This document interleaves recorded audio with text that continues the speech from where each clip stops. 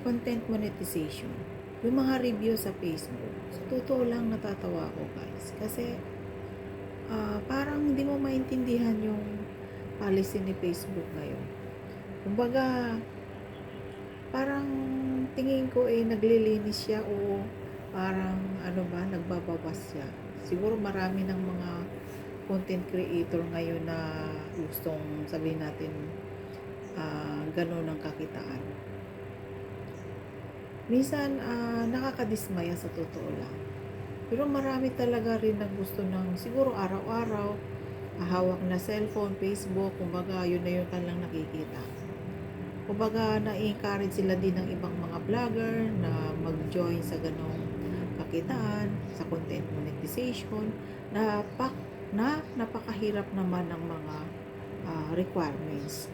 Kumbaga, habang tumatagal, humihirap ng requirements, tapos kunti lang yung views mo.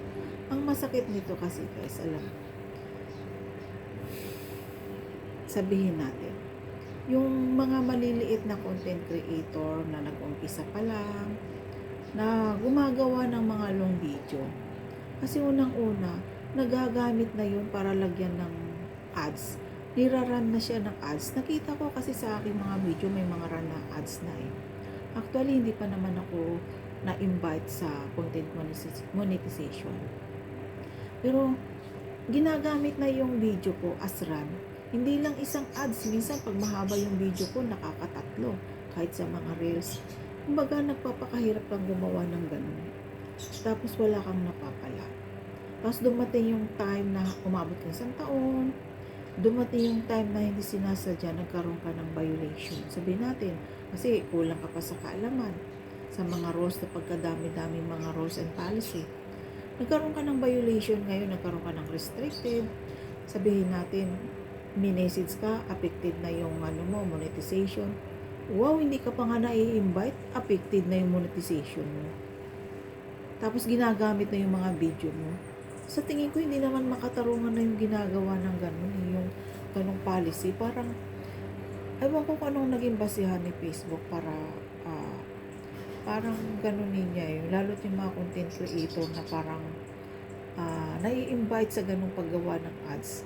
Siyempre, nakikinabangan din naman nila yun. Kumbaga, doon sila kumikita sa video mo na nirara ng mga ads nila.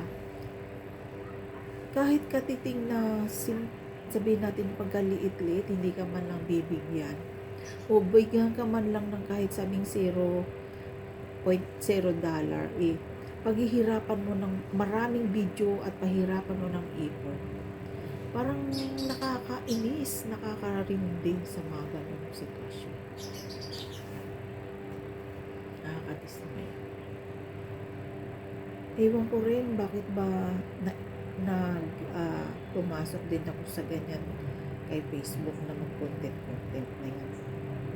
Pag naiisip ko, sabi ko, pwede naman pala sa YouTube na lang ako mag-focus. Sa totoo lang, although mahigpit din naman ng ni YouTube ang policy niya, pero hindi katulad kay Facebook na masyadong hindi makatarungan yung kanyang pagre-review. Marami siyang bawal, marami siyang kung ano-ano, paiba-iba. Wow. Totoo lang, nangihinayang ako. Marami na akong mga video doon na in-upload na dinilit ko. Kasi parang maraming mga kung ano-anong mga ayaw niya. Hindi ko maintindihan. Kung gusto niyang magbawas siya o maglinis siya na ayaw niya na doon. At piliin niya na lang kung sino yung mga matataas na yung kinikita. Ewan ko kung yung mga malalaki na sabihin natin content creator nakakaranas din ng mga violation o yung mga maliliit na. Although wala naman akong idea ng gano'n, pero sa nararanasan ko parang hindi yata. Inisip ko, bakit pa ba ako nag-join? Nasasayang yung ganun mo na hindi ka pala sumusunod ka naman, lahat. Sinusunod mo naman. Paano proseso sa paggawa ng video, lahat. Paano pag-upload ng mga content, mga niche. Pero parang may sablay pa rin pagdating sa review. Porque daw yung caption, ganun daw, yung ganyan. Ay, nakakainis. Totoo lang guys. Parang itry natin mag-iba ng ibang platform kung gusto natin na masubukan din natin kung saan yung mas maganda. Yun lang. Suggestion ko lang. Experience ko lang. Kaya kumbaga, sinishare ko lang talaga. Thank you guys.